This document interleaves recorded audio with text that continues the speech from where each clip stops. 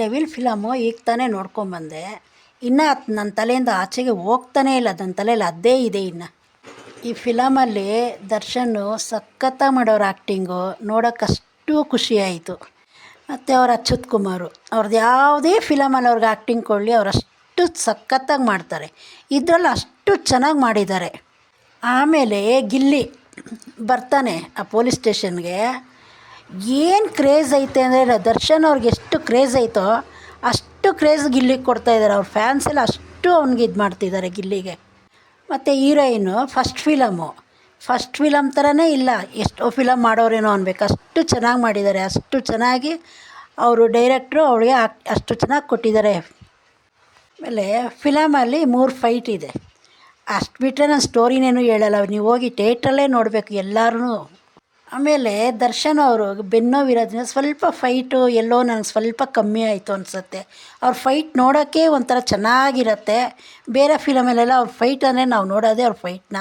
ಇದರಲ್ಲಿ ಸ್ವಲ್ಪ ಕಮ್ಮಿ ಆಯಿತು ಅನಿಸುತ್ತೆ.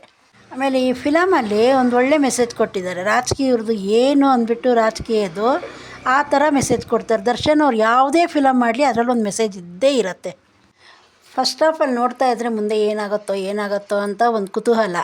ಸೆಕೆಂಡ್ ಹಾಫ್ ಅಂತೂ ಸಖತ್ತಾಗಿದೆ. ಮತ್ತು ಇಂಟರ್ವೆಲ್ಗೆ ದರ್ಶನ್ ಫಿಲಮು ಎಲ್ಲ ನೋಡಿದ್ದೀವಿ, ಆದರೆ ಈ ಥರ ಯಾವುದ್ರಲ್ಲೂ ಕೊಟ್ಟಿಲ್ಲ, ಅಷ್ಟು ಚೆನ್ನಾಗಿದೆ. ಫಸ್ಟ್ ಹಾಫ್ ಸ್ವಲ್ಪ ಹಂಗೆ ಹಿಂಗೆ ಇದ್ದರೂ ಕೂಡ ಸೆಕೆಂಡ್ ಹಾಫ್ ಮಾತ್ರ ಸಖತ್ತಾಗಿದೆ. ಫಸ್ಟಲ್ಲಿ ಅವರು ಯಾವ ರೀತಿ ಒಳ್ಳೇದು ಮಾಡಬೇಕು ಏನು ಅನ್ನೋ ಒಂದು ಹುಡುಕಾಟದಲ್ಲಿರ್ತಾರೆ. ಆದರೆ ಅದು ಸೆಕೆಂಡ್ ಹಾಫಲ್ಲಿ ಅದು ಏನು ಅಂತ ನೀವೇ ಹೋಗಿ ಥಿಯೇಟ್ರಲ್ಲಿ ಎಲ್ಲರೂ ನೋಡಿ, ನಿಮಗೆ ಗೊತ್ತಾಗುತ್ತೆ.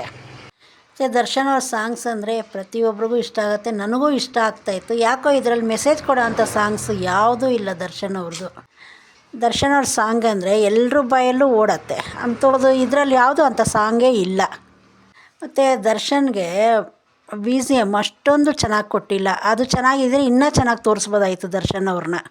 ಆ ಮ್ಯೂಸಿಕ್ಕಿಂದ ಒಂದು ಸ್ವಲ್ಪ ನಮಗೆ ಕಮ್ಮಿ ಅನಿಸತ್ತೆ. ಅದೊಂದು ಚೆನ್ನಾಗಿ ಬಂದಿದ್ದರೆ ಇನ್ನೂ ತುಂಬ ಚೆನ್ನಾಗಿರ್ತಾಯಿತ್ತು.